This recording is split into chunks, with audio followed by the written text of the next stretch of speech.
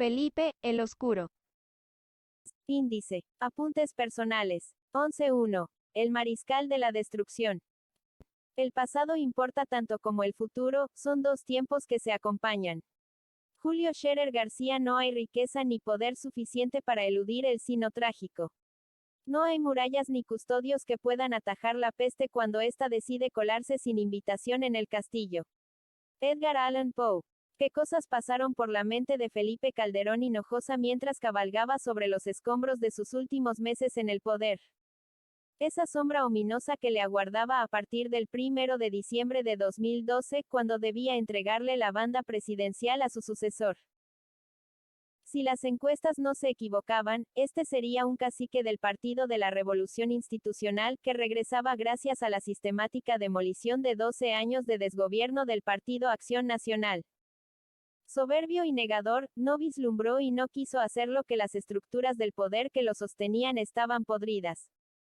Participó así en los contubernios con los padrinos de la Cosa Nostra de la política mexicana, con la convicción de que saldría airoso. No obstante, solo logró hundirse más. Cuando Vicente Fox, quien inició la guerra contra el narcotráfico que luego continuó su sucesor, abandonó la presidencia en 2006, dejó un país hecho pedazos. El crimen organizado y la corrupción habían perforado todas las áreas del Estado y los gobiernos estatales. Además, habían contaminado a su familia y a la de su consorte. Sus hijos, sus hijastros y su mujer estaban manchados hasta los huesos. Eran millonarios y corruptos, y la obsesión por continuar con los negocios en el nuevo sexenio no los dejaba en paz. Aquel sueño inicial de sacar para siempre al PRI de Los Pinos en el año 2000 fue una falsificación, porque el viejo sistema continuaba en su apogeo y conocía bien los talones de Aquiles de cada uno. Eran iguales. Eran la trampa, la simulación, la codicia, la doble moral, la traición, la complicidad con los criminales. Eran el PRIAN, el rumboso camino a Los Pinos. Felipe Calderón ganó la candidatura del PAN en octubre de 2005, después de unas elecciones internas desaseadas y caóticas, en un país azotado por la violencia y los asesinatos. Pero este tema no estaba en la agenda de nadie y menos en la de Fox y Calderón.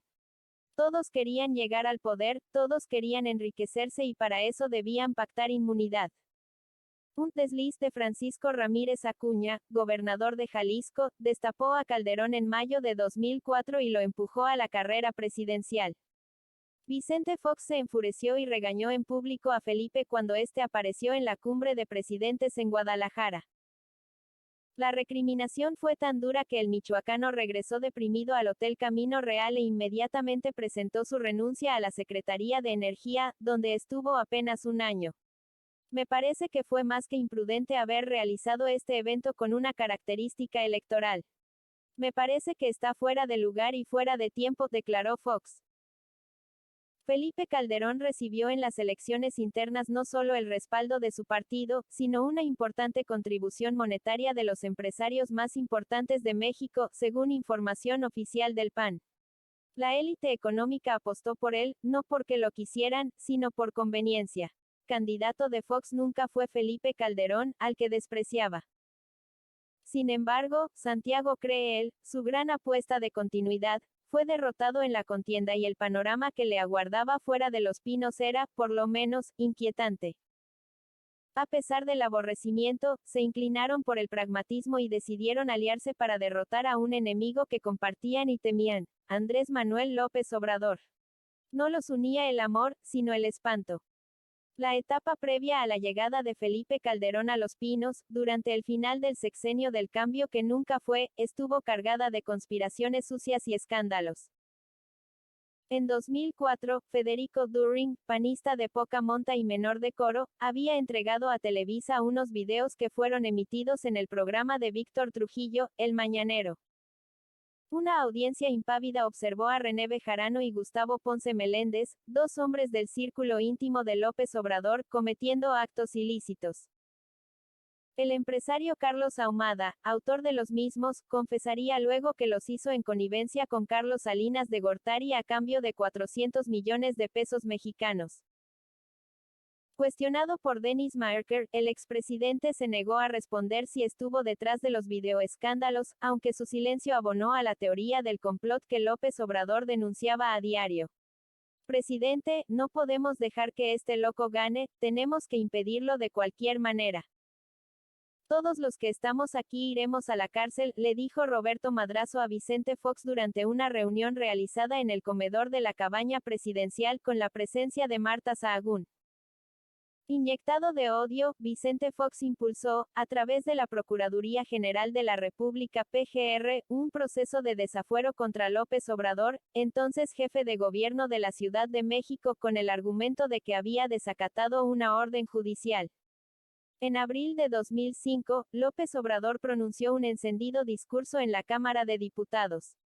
No obstante, perdió la disputa y no le quedó más opción que alentar a la movilización popular. Fox, por naturaleza alérgico a las presiones multitudinarias, cayó de rodillas y dio marcha atrás. Nunca lo perdonó, y en esos días los conjurados llegaron a plantear sin eufemismos y sin pudor que la mejor solución era la muerte de López Obrador. En este espacio beligerante, se prepararon para la madre de todas las batallas y acordaron que todos los métodos serían válidos con tal de que Andrés Manuel no llegara. Desde la Casa Presidencial, con recursos públicos y en alianza con las élites políticas y económicas, las televisoras, una minúscula pandilla de intelectuales todoterreno y un conglomerado de medios hegemónicos, se orquestó el fraude que sí o sí convertiría a Felipe de Jesús Calderón Hinojosa, un candidato mediocre y sin carisma, en primer mandatario de México. La orden presidencial llegó desde Los Pinos a secretarios y subsecretarios de Estado, a gobernadores y alcaldes. Todos debían colocarse al servicio del michoacano, quien comenzó una campaña electoral anodina y pobre. Él mismo no creía ganar.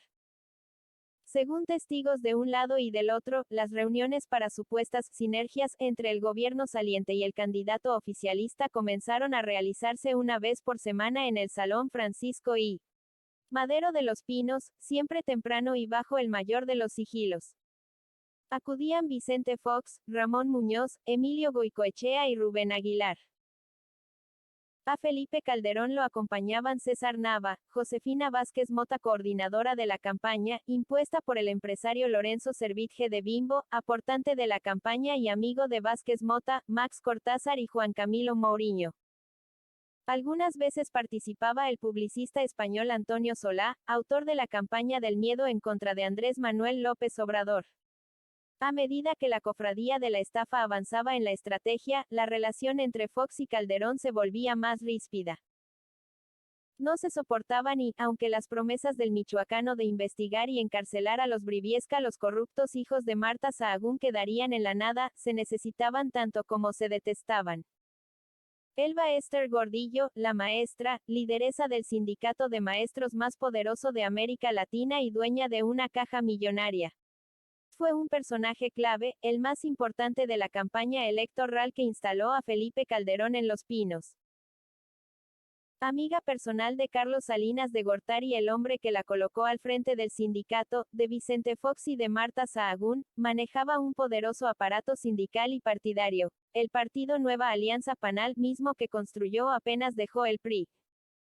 Astuta, se acercó primero a López Obrador, que encabezaba las encuestas, dispuesta a ofrecer sus santos servicios, pero la rechazaron. Vicente Fox y Marta Sahagún, rápidos como el rayo, la acercaron con Felipe Calderón, quien la recibió encantado. No era para menos, la maestra tenía un gran capital, los consejeros del PRI para el Instituto Federal Electoral, los cuales saltaron cuando la expulsaron del tricolor y que ahora engrosarían las filas de Life, así como el millón de votos de los maestros. A mediados de mayo de 2006 y al filo de la elección, gracias a los buenos oficios de Guillermo Velasco Arzac, cacique de El Yunque, grupo de la ultraderecha partidaria y amigo de Vicente Fox y Marta Sahagún, se reunieron el candidato priista Roberto Madrazo y Felipe Calderón. Ambos llegaron al acuerdo de impedir que López Obrador llegara a la presidencia. Roberto Madrazo, cacique del viejo PRI y al que en Tabasco llamaban el Führer, tenía sus propios motivos. odiaba a Andrés Manuel desde que éste lo había acusado de fraudulento y corrupto en las elecciones para gobernador de 1995. Este hecho se demostró veraz. Sin embargo, en ese momento lo único que importaba era impedir que su comprovinciano llegara al poder máximo. Más urgente que tarde, Felipe Calderón alabó a Elba Ester Gordillo. Ella posee un liderazgo que no puedes omitir y a mí me interesa el apoyo de los maestros, son más de 1 millón de mentores y además son líderes de sus comunidades y tienen un liderazgo real y formal, que es de Elba Ester Gordillo y de Rafael Ochoa, le dijo a Javier Alatorre, de TV Azteca, en noviembre de 2005, durante plena campaña presidencial y cuando López Obrador iba a la cabeza, 10 puntos arriba. Esos meses, se filtró una llamada entre la maestra y el veracruzano Miguel Ángel Yunes, director general del Instituto de Seguridad y Servicios Sociales de los Trabajadores del Estado, ISSSTE, de 2006 a 2010, quien fue parte del botín recogido por Gordillo luego de apoyar a Calderón. Años más tarde, Yunes traicionaría a la maestra, razón por la cual ella lo bautizó como alacrán, en referencia a la célebre parábola de el alacrán y la rana. No obstante, en ese momento ambos eran socios y se congratulaban por el triunfo del michoacano en la elección interna del PAN. Felipe Calderón aceptó la veracidad de la llamada, pero la condenó como un burdo acto de espionaje. Reconoció en el Sindicato Nacional de Trabajadores de la Educación, SNTE, una fuerza política que no se puede simple y sencillamente ignorar, lo es, y me gustaría que esa base magisterial se sumara a mi campaña, pero no a cualquier costo, no a cualquier precio. Es decir, sin que eso implique acuerdos. Estaba atado a Elba Ester Gordillo, quien a partir de 2006 no solo se convertiría en amiga personal de Margarita Zavala, sino que colocaría a miembros de su pandilla política y familiar en el gabinete calderonista. Ni el PRI, del que fue parte, le daría a la maestra todos los beneficios y prebendas que le dio el PAN en 12 años de gobierno. Voy a gobernar con gente honesta. ¿Qué quiero decir? Que no solo sea honesto y no se robe el dinero, que eso es obligado, sino que se rife en la camiseta, que le atore a los problemas, que no le saque a enfrentar al narco, que no le saque a castigar a un juez corrupto. Repetía como una cantinela y cada vez que le preguntaban por el pacto con la maestra, evadía el tema. Por esa época comenzó a prefigurar su lucha contra los cárteles.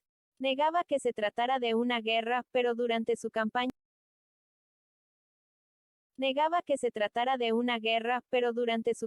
no tenía empacho en reconocer que de eso se trataba. Las guerras se ganan con tecnología, con información y con recursos, es una guerra en la que no podemos darnos el lujo ni de perder ni de rendirnos, y si quiero tener un sistema en donde todos los ciudadanos me puedan decir a mí como autoridad, como presidente, como gobierno, dónde están los asaltantes para que yo pueda verdaderamente combatirlos y que la gente que me dé ese dato no corra peligro de muerte por habérmelo dado. Su lema de campaña fue la frase Valor y pasión por México, en prédicas donde dejaba asentada su postura sobre el aborto y el matrimonio igualitario, la postura de la Iglesia Católica y de los grupos clericales y evangelistas, mismos que apoyaban su candidatura. En una amigable entrevista con Joaquín López Dóriga para el Canal de las Estrellas, se identificó como respetuoso de todas las preferencias sexuales, aunque aclaró, para mí el matrimonio por definición es la unión de un hombre y una mujer. Dijo que respetaba a las mujeres, pero se oponía al uso de la píldora del día siguiente. Se definió tolerante con todas las religiones, pero se autodefinió como un católico al que le gustaría ser mucho mejor practicante. Soy, en términos de algún pasaje bíblico, como un Pedro que se hunde en el agua, que creyó, que luchó y dudó, pero en el que se da la trascendencia del ser humano. Sé que venimos a esta tierra con la misión de realizarnos y me siento satisfecho con ella. Varios días antes de la elección se sabía que la diferencia con Andrés Manuel era muy cerrada, pero Felipe Calderón preparaba el discurso de la victoria. Según testigos, el nerviosismo era extremo, pues el director de la empresa Arcop, Rafael Jiménez, quien llevaba las cifras del PAN, tenía información que daba la ventaja a López Obrador. Solo G.A.I.S.A. daba un punto de ventaja a Calderón. Su principal interlocutor en esas horas fue Juan Camilo Mourinho, confidente y cómplice, y a él le transmitía sus miedos. Las televisoras y radios aliadas en el contubernio machacaban día y noche, entre marzo y de mayo, con spots pagados por el Consejo Coordinador Empresarial, en los que se comparaba a López Obrador con Hugo Chávez porque era un supuesto peligro para México. Ese 2 de julio de 2006, Felipe Calderón estaba sudoroso, tenso, abrumado por el desenlace. Así lo vio la gente en el Salón Manuel Gómez Morín, de pie entre Margarita Zavala y Josefina Vázquez Mota. Sonreía, pero su gesto se veía como una mueca. Durante toda la tarde, creyó tener el triunfo en sus manos. Sin embargo, la incertidumbre regresó cuando esa noche, a las 11 de la noche horas, Luis Carlos Ugalde, titular de Life, no le otorgó la victoria. En las entrañas del partido, los panistas explotaban de furia contra Ugalde y lo insultaban en todos los calibres. Más adelante, en septiembre de 2010, Josefina Vázquez Mota dijo en un acto de precampaña que Luis Carlos Ugalde la había llamado a las 9 de la noche horas para anunciarle que Calderón había ganado. Se encontraba con Luis H. Álvarez cuando sonó el teléfono. Josefina, dile a Felipe Calderón que es el presidente de México y que ganó la elección presidencial. En su libro Así lo viví, el mago Ugalde jura que no habló con ninguno de los candidatos. Calderón le habló, pero según relata, no le tomé la llamada. Raro, porque el mago, como le apodan por su afición a la magia, era por entonces amigo personal de Felipe y Margarita, y estuvo casado con Lía Limón, íntima de la primera dama, quien además fue madrina de la boda. Carlos Ugalde asegura que solo habló con Fox a las 11:40 de la noche horas y que el mandatario le recriminó por no anunciar ninguna tendencia con lo que ponía en riesgo la gobernabilidad del país. En diciembre de 2007, a manera de venganza, Felipe Calderón quería quitar a Ugalde de su camino. Se sentía traicionado y Carlos Ugalde lo sabía, porque conocía bien al mandatario. Fue a Los Pinos en cuanto Felipe lo mandó llamar y, apenas entró al despacho, dijo, me voy, aquí tienes mi renuncia. Mira, Felipe, nunca te olvides de que estás allí sentado gracias a mí. Luego, se fue. Nunca más tuvieron contacto. Fue una conversación áspera. Esa noche, en el cuartel del PAN, hubo insultos a mi persona o mentadas de madre, hubo mucho enojo con el AIF, afirmó Ugalde. Las cifras finales revelan una singular ironía. La alta participación tuvo como corolario una nación crispada, dividida y enfrentada. El país alcanzó el número más alto de votantes en su historia, 41.791.322 ciudadanos, 58% de la población. Desde el 5 de julio, Andrés Manuel López Obrador pidió un conteo de votos casilla por casilla, pues las innumerables irregularidades registradas lo convencían de la existencia de un fraude electoral. La diferencia entre los dos fue de tan solo 250.000 votos, pero el triunfo de Calderón se confirmó el 5 de septiembre con un fallo judicial. Indolente ante los cuestionamientos por no haber aceptado un recuento casilla por casilla, el michoacano sabía que la toma de posesión no sería un día de fiesta. Había llegado a la cima del poder con graves sospechas de fraude, sin el respaldo popular y por la puerta de atrás como un fantasma. Estoy muy preocupado, no sé cómo voy a ingresar, por dónde. ¿Y si no me dejan? Le confesó a Purificación Carpinteiro. Felipe Calderón la invitó a comer para ofrecerle ser parte de su gobierno, en la Secretaría de Telecomunicaciones. Estuvieron solos en el elegante Club de Industriales de Polanco. Embriagado por el exquisito vino que compartieron, Felipe se acercó a Purificación y le recitó al oído un poema de Mario Benedetti, No te salves. Yo no entendía qué le pasaba, me recitaba un poema, y volví a la obsesión de su ingreso a la toma de posesión, y le dije, pide un helicóptero. Afirmó Carpinteiro. Pero nada lo tranquilizaba. Le reveló a Purificación que ese temor le provocaba insomnio. Los partidos que apoyaron a López Obrador anunciaron el boicot para impedir que Calderón portara la banda presidencial y amenazaron con tomar la tribuna de la Cámara de Diputados. El 28 de noviembre, los diputados panistas se adelantaron y entre silbidos, insultos y puñetazos hicieron de las sillas barricadas. Los diputados de izquierda se apostaron en otra sección de la Cámara, vigilantes de lo que los panistas pudieran hacer. Era una guerra de trincheras. Nadie imaginaba que faltaba lo peor, la guerra de verdad. La que legitimó el pacto de tránsfugas. La guerra de los miles de muertos y desaparecidos.